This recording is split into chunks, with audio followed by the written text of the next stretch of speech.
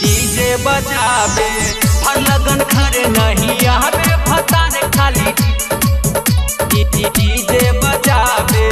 Recording by अपन Mithila recording studio.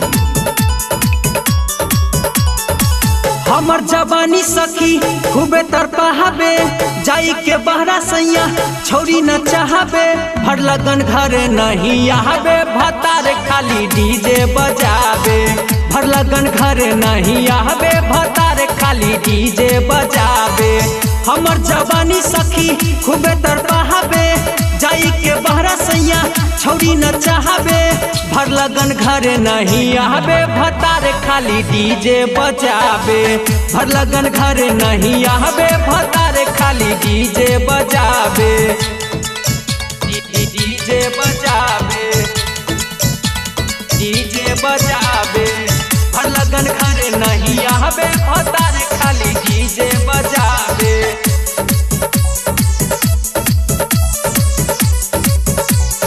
कैसे बताइयो सखी सैया के बतिया सुखले कटो हो हमर सारी रतिया।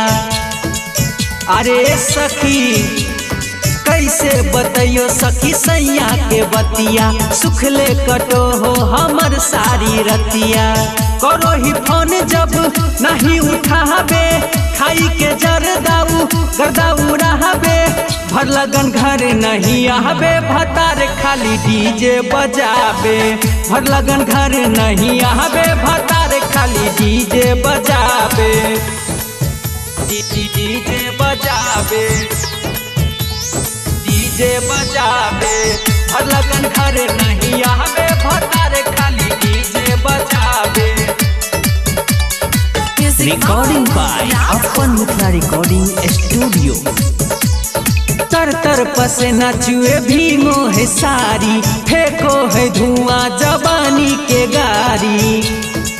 सुनना तर तर पसीना चुए भीगो है सारी फेंको है धुआं जवानी के गारी।